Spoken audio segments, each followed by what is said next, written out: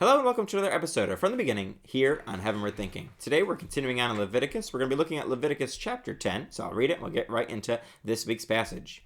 Aaron's sons, Nadab and Abihu, took their censers, put fire in them, and added incense. And they offered unauthorized fire before the Lord, contrary to his command. So fire came out from the presence of the Lord and consumed them, and they died before the Lord.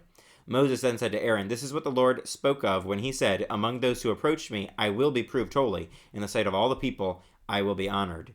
Aaron remained silent. Moses summoned Mishael and Elzaphan, sons of Aaron's uncle Uzziel, and said to them, "Come here, carry your cousins outside the camp, away from the front of the sanctuary." So they came and carried them, still in their tunics, outside the camp, as Moses ordered.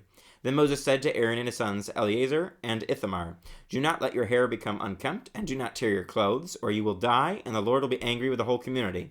But your relatives, all the Israelites, may mourn for those the Lord has destroyed by fire. Do not leave the entrance to the tent of meeting, or you will die, because the Lord's anointing oil is on you." So they did as Moses said.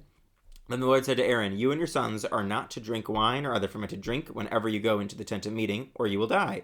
This is a lasting ordinance for the generations to come, so that you can distinguish between the holy and the common, between the unclean and the clean, and so you can teach the Israelites all the decrees the Lord has given them through Moses."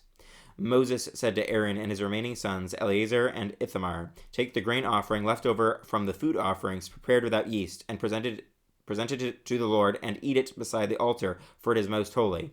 Eat it in the sanctuary area, because it is your share and your son's share of the food offerings presented to the Lord, for so I have been commanded. But you and your sons and your daughters may eat the breast that was waved and the thigh that was presented. Eat them in a ceremonially clean place. They have been given to you and your children as your share of the Israelites' fellowship offerings. The thigh that was presented and the breast that was waved must be brought with the fat portions of the food offerings to be waved before the Lord as a wave offering. This will be the perpetual share for you and your children as the Lord has commanded." When Moses inquired about the goat of the sin offering and found that it had been burned up, he was angry with Eleazar and Ithamar, Aaron's remaining sons, and asked, "Why didn't you eat the sin offering in the sanctuary area? It is most holy. It was given to you to take away the guilt of the community by making atonement for them before the Lord.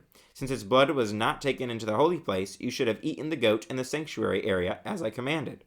Aaron replied to Moses, "Today they sacrifice their sin offering and their burnt offering before the Lord, but such things as this have happened to me. Would the Lord have been pleased if I had eaten the sin offering today?" When Moses heard this, he was satisfied.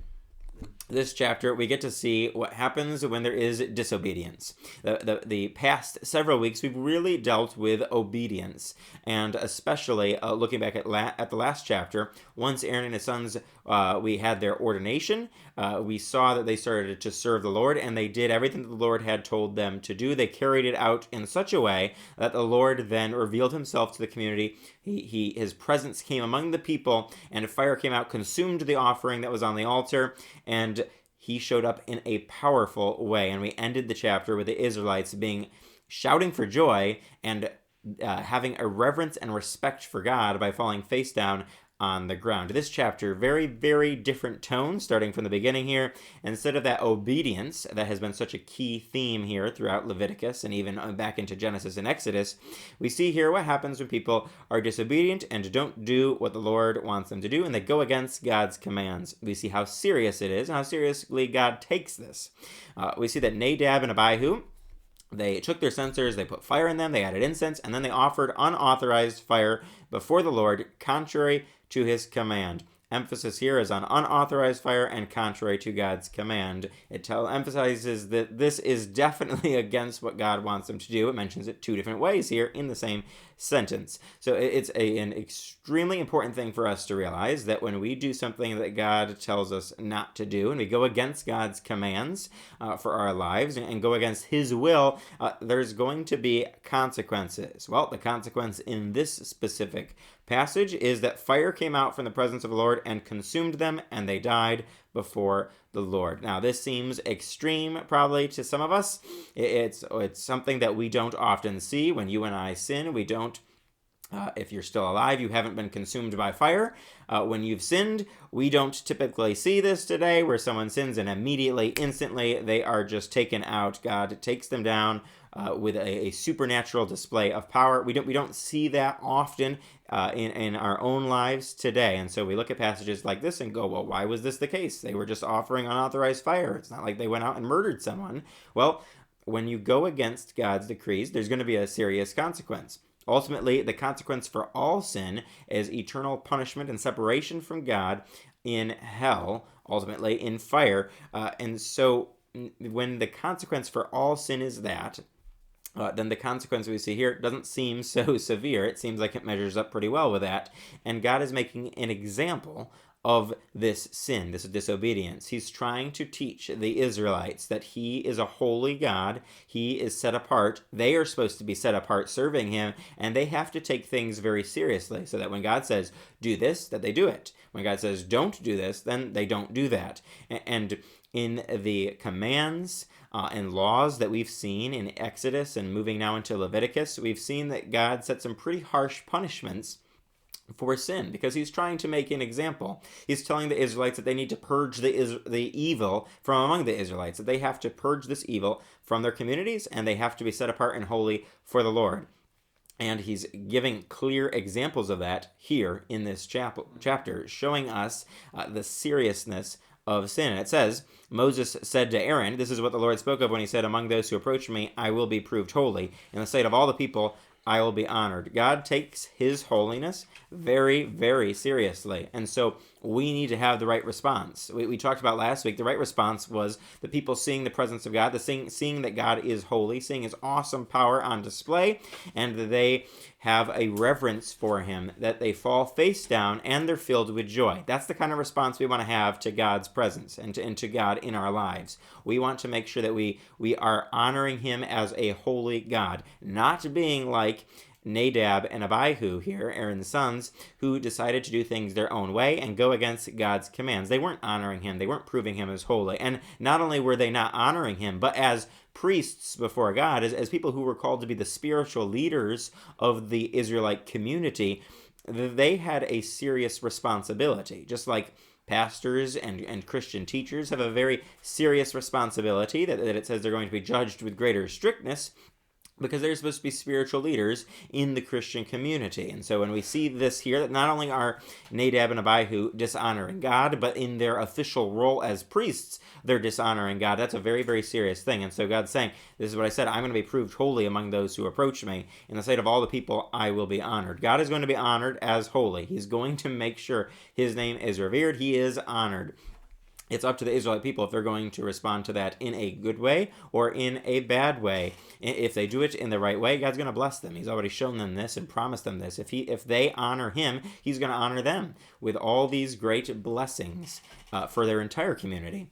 If they don't honor God as holy, and if they are disobedient, well, then he is going to bring upon them some very specific punishments and some very devastating punishments, just like this. Then we see here that Moses gives Aaron and his remaining two sons, Eleazar and Ithamar, some specific instructions that they are not to let their hair become unkempt, not to tear their clothes, or they are going to die, and the Lord will be angry with the whole community. Again, God is showing that not only is he holy, but these priests, Aaron and his sons, they are to be holy and set apart. And so they're not supposed to take part here with the rest of the Israelite community in the mourning and grieving process for Aaron's sons. Something that, again, sounds a little harsh. Why is God not allowing these brothers and this father to be able to mourn just like the rest of the Israelite community is mourning? Well, they are called to be set apart and holy for the Lord. He has them for a specific purpose. And the Lord's purposes and his plans for our lives have to come first, even before family. We have to be honoring the Lord first and foremost in our lives above everything else. If there is a clearer example, this is a great clear example of that God calls us to something that's greater than anything else, any other connection or relationship we could have on this earth. We have to make sure that we are putting him first above everything. And we see that they are called to do that in a very powerful and challenging way here in this chapter. Then they're also given instructions, Aaron and his sons, that they cannot drink wine or other fermented drink when they go into the tent of meeting, or they will die. And it says, this is a lasting ordinance for the generations to come, so that you can distinguish between the holy and the common, between the unclean and the clean, and so you can teach the Israelites all the decrees the Lord has given them through Moses. Again, these priests, These people who are going to be serving before the Lord, they're called to be different, and it's to show a distinction between what is clean, what's unclean, what's holy, what's common. God is trying to make a distinction among his people, showing this is what is holy, this is what is common. This is something for this purpose, this is something for a different purpose, and he's trying to make it clear to them, and thus they have to live differently, and they have to be able to teach other people the decrees that the Lord has given. Again, it's all about obedience here in this chapter, pointing to the Israelite community has to be obedient, and so do the leaders. Leaders have to be really taking the charge here and guiding the Israelites into obedience before the Lord. If the leaders are called to be set apart, the people are called to be set apart, well, then they have to live differently than those around them. And for you and I, while we don't typically have priests like this leading us. We don't need another person to intercede for us because we have Jesus. We don't have to go before a priest and offer sacrifices. We don't need them to lead us in that way. We have to live differently ourselves because we are called to be a priesthood of believers. We're called to be completely set apart for the Lord. And so while we don't have things set up in the same way as the Israelites did, you and I are called to, in our own lives, to be set apart and holy for the Lord. So we have to be different and live differently than those around us. That means not engaging in certain practices and in certain things that other people are engaging in that may not seem harmful to us, but that are harmful and that will really diminish the light of Jesus shining through us. And so we have to be careful in our own lives that we are allowing Jesus to shine through us and make us different than other people, and to be okay with the fact that we're going to be different and that we're going to have to make some sacrifices in our lives so that we are set apart for the Lord and not being just like the rest of the people around us. So hopefully we see that in this chapter. Hopefully you've been encouraged and challenged by this, and you'll join us next time for another episode From the Beginning here on Heavenward Thinking.